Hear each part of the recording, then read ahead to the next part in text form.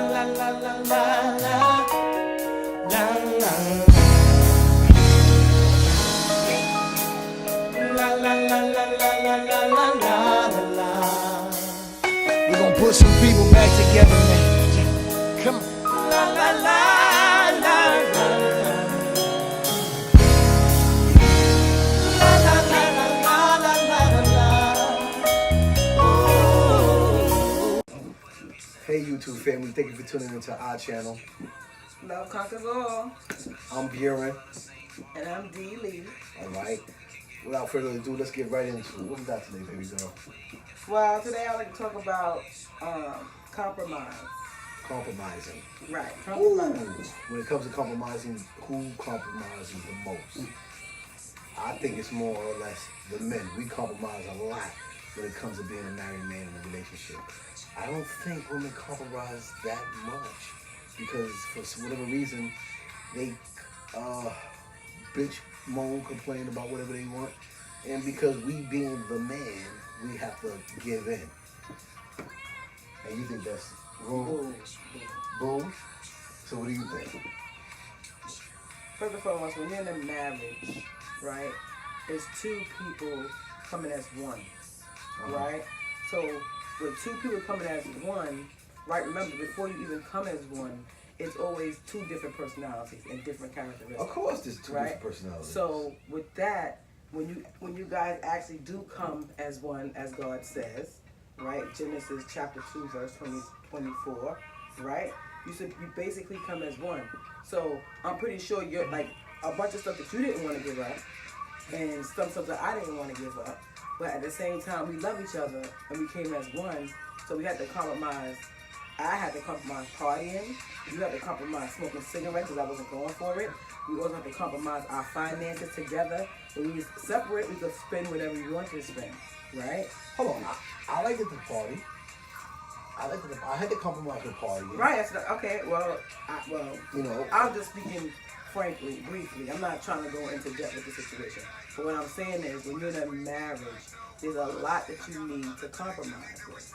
And the first thing is whatever, basically, okay, how can I put it?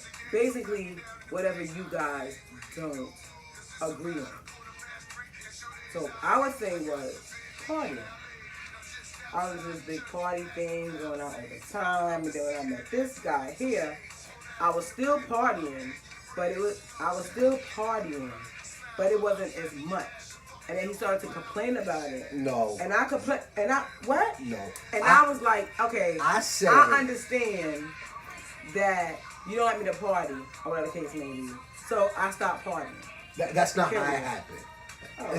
That's the fabricated story, y'all. So how your story go? Listen up. I said, listen, I don't mind partying. Not all the time, but I don't mind partying. You just make it in before that sun come up. That's it. Y'all believe the hype if y'all want to. Make it come in before the sun comes out. And if you are partying on a weekday when I gotta go to work, be considerate that I can't sleep fully until you home safely. You know what I'm saying? As a wife or as a girlfriend or fiance, this is something that a woman should want to do. I mean, that's what I thought. You know, you should want to, you know, come home at a reasonable hour because you know your spouse got to get up and go to work the next morning, and they not going to fully rest or sleep because they care for you and they love you, and they can't sleep unless you home safely. I mean, that's just being a protector, I guess. That's part of being a protector. That's part of someone wanting to care about someone in that manner, you know. But anything past ain't nothing open past 3 but fast food and legs. That's what my grandmother taught me. So I don't know who else out there agree with that. So you know, hit me with the likes, comments, or whatever, and we could chit chat about that on a further note. Okay? You finished? Go ahead. Now back to reality. So when you compromising, it's best to fit. It's best to fit. No, conversation, right? I can't come out right. It's actually helping both of you guys out. You get what I'm saying? Now, this partying situation, I used to party, you didn't like it. basically. And I was kind of partying a little bit too much. It was too much for me. That what I wasn't used to or whatever. And then you remember you started complaining, and he was like, "Well, D, I'm not feeling you going out, whatever, partying all the time." And I was like, "Well, you right, because I didn't feel, I got a man now, so it's certain stuff that I couldn't do." You know what I'm saying? I was like, well, let me just back up for a minute and look from the outside in. And I did. And that's what I stopped partying. I stopped partying, like stopped at all, altogether. Don't go nowhere, no life, nothing. Oh, so you know what I'm saying? But what I'm telling you is, so life is only considered partying. No, that's not what I'm saying. I'm just saying, like, I stopped doing something that I knew I was doing too much of, right? But I didn't know it until after. But I felt like I compromised because my husband didn't like it. But at the time, he wasn't my husband; he was my fiance. You understand? So I had to compromise. So now that we're married, we don't even party. Partying is not God, Lord Jesus. I mean, we Christians. But what I'm saying is, we don't even party anymore. We don't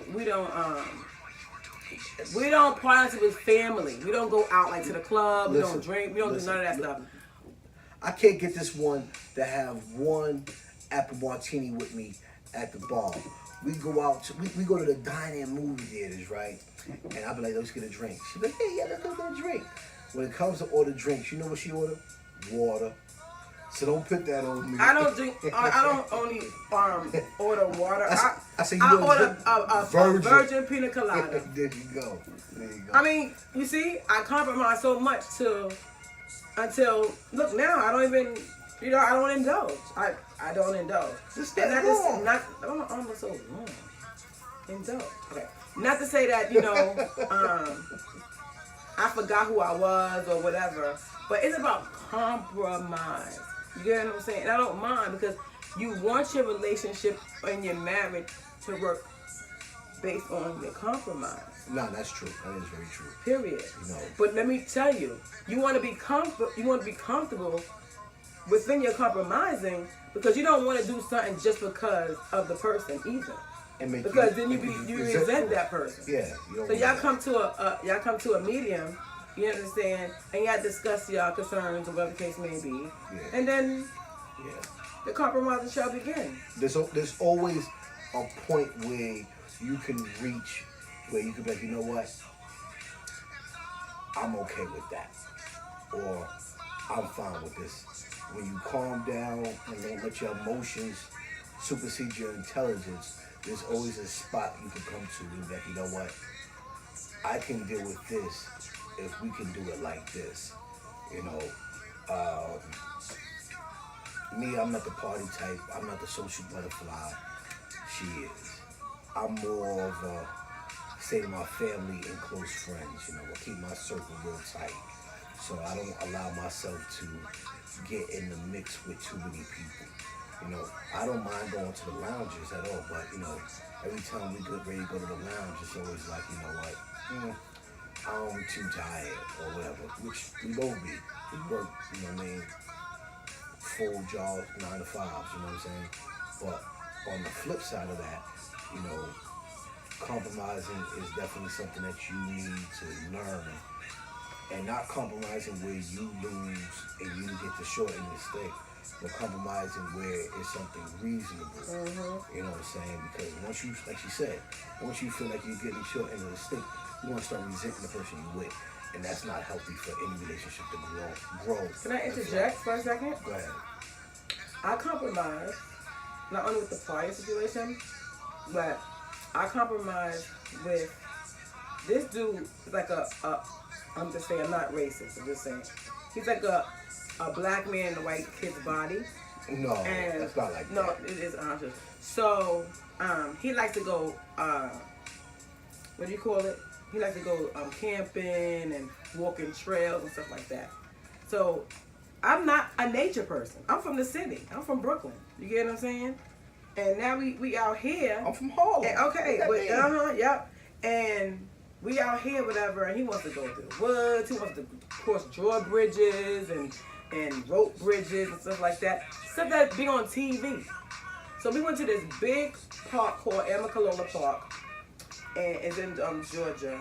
And snakes, wildlife, mountains, waterfalls, bridges, all. Good TV. stuff. Good stuff. I'm not saying that it's not good stuff, but what I'm saying is at the same time, it's like, okay, I didn't like none of that stuff. I didn't like, going in no lake, that type of stuff or whatever, but I had to.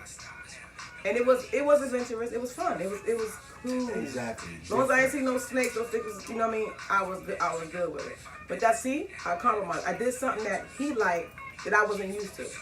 You get what I'm saying? Just like he does stuff that he's not used to that I like, which is skating. Exactly. That's exactly what I had on my mind too. You know what I'm saying? So, I mean, it works. I just want to top this up with saying this. If you're out there and you want to learn how to become a better union in your relationship, the best thing to do is to start with a foundation. Being, I'm a Christian man. She's a Christian woman. I'm not religious, so I'm not so much in the holy stuff, so don't get it twisted. But I would say that reading a good book has a lot of good insight on how to build a foundation towards being a married man and how to love a woman. It's not always easy, so don't get it twisted.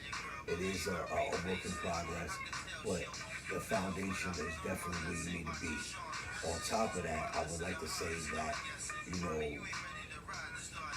take your time to be your spouse's friend.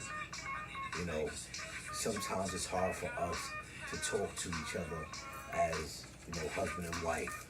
But if you try to become friends, for some reason, friends tend to express themselves with each other a lot better because it's like a judgment-free zone.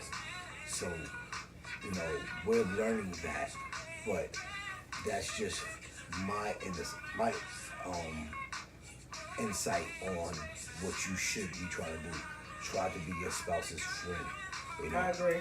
Be wild, be rambunctious, Is that correct word for that? No. All right, no, I don't think that was either. But be, adventurous. Yeah.